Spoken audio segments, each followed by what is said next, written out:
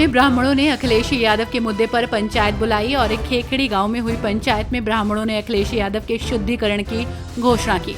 पंचायत ने कहा कि हरिद्वार से गंगा जल लाकर अखिलेश की फोटो पर उसे डालकर उनका शुद्धिकरण किया जाएगा। पंचायत ने चेतावनी देते हुए कहा कि अगर अखिलेश ने ब्राह्मणों के खिलाफ बयानबाजी बंद नहीं की तो संसद के बाहर भी प्रदर्शन करेंगे, जहां अखिलेश MP बनकर बैठते हैं। इटावा में कथावाचकों की पिटाई के बाद से ही यूपी में जातीय तनाव बढ़ गया है। अखिलेश यादव ने कथावाचकों को समाजवादी पार्टी ऑफिस में बुलाकर सम्मानित किया था। यूपी विधानसभा चुनाव 2027 को लेकर अभी से ही राजनीतिक बयानबाजी जोरों पर है। इस बीच वाराणसी के पिंडरा विधानसभा में एक कार्यक्रम के दौरान कांग्रेस नेता अजय राय ने बड़ा बयान दिया। नेता कामरेड उदल पर आयोजित कार्यक्रम के दौरान मंच से संबोधित करते हुए कांग्रेस नेता अजय राय ने ऐलान कर दिया कि अगर वो 2029 में प्रधानमंत्री मोदी को वाराणसी से नहीं लौटा पाए तो वो राजनीति से संन्यास ले लेंगे। तिहाड़ जेल में सजा काट रहा सीरियल किलर सोहराब फरार हो गया है।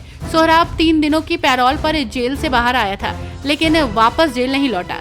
जेल प्रशासन लखनऊ पुलिस के साथ मिलकर सोहराब को ढूंढ रही है।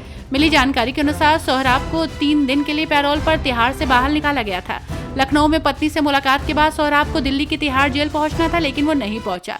इसे जेल प्रशासन में हड़कंप है।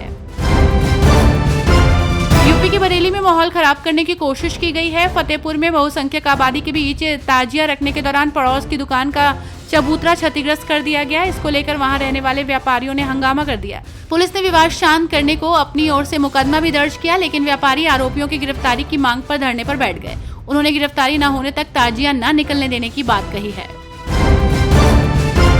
यूपी में पंचायत सहायक और सफाई कर्मियों की हाजिरी आधार आधारित होगी। वहीं गांव में चौपाल लगाकर सरकारी योजनाओं की जानकारी दी जाएगी। मंत्री OP राजभर ने ग्राम पंचायत भवनों में ताले लगने की शिकायतों पर विभागीय अधिकारियों को चेतावनी दी है।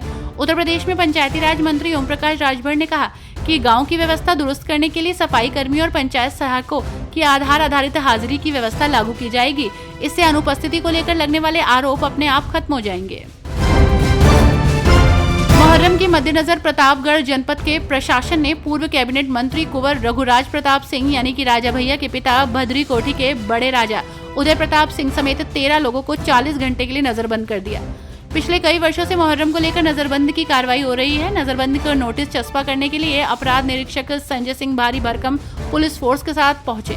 वहां पर उन्होंने राजा उदय प्रताप सिंह को शनिवार की भोर 5 बजे से रविवार रात 9 बजे तक नजरबंद करने का नोटिस चस्पा कर दिया। आचार्य प्रमोद कृष्णम ने कांवड़ यात्रा के बारे में बात करते हुए कहा कि सावन का महीना सनातन धर्म के लोगों के लिए तपस्या का महीना है। इसे अग्नि परीक्षा के तौर पर भी देखा जाता है। उनकी भावनाएं, उनकी आस्था और उनकी श्रद्धा, इन सबका ध्यान रखा जाता है। इस बीच उत्तर प्रदेश सरकार भी इसका ध्यान रख रही है। वैसे तो यूपी में योगी आदित्यनाथ से पहले भी कई सारे मुख्यमंत्री रहे, जिनमें अखिलेश यादव, मुलायम सिंह यादव और मायावती का नाम भी शामिल है। लखनऊ में भारतीय जनता पार्टी युवा मोर्चा के नगर महामंत्री अमित त्रिपाठी ने समाजवादी पार्टी के कार्यकर्ताओं के खिलाफ हजरतगंज थाने में FIR दर्ज कराई है। अमित त्रिपाठी ने आरोप लगाया कि सपा कार्यकर्ताओं ने उनके द्वारा लगाए गए व्यंग्यात्मक पोस्टर्स को फाड़ दिया, बीच चौराहे पर अराजकता फैलाई और उन्हें परिवार सहित जान से मारने की धमकी दी।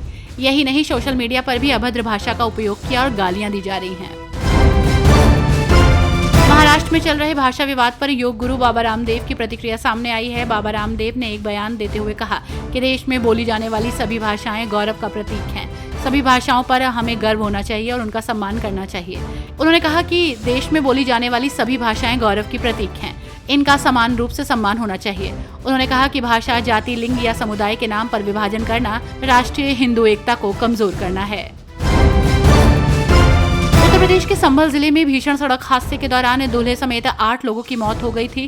प्रधानमंत्री नरेंद्र मोदी ने अब संभल सड़क हादसे पर दुख जताया है। उन्होंने ट्वीट कर शोक संवेदना जताई है और घायलों के शीघ्र स्वस्थ होने की कामना की है। PM मोदी ने प्रधानमंत्री राहत कोष से मृतकों के परिजनों को 2 लाख और घायलों को 50,000 रुपए देने की घोषणा की है। उधर हादसे में मृत 4 लोगों के शव पोस्टमार्टम के बाद गाँव पहुँच गए। बाकी 4 का अलीगढ़ में पोस्टमार्टम हो रहा है।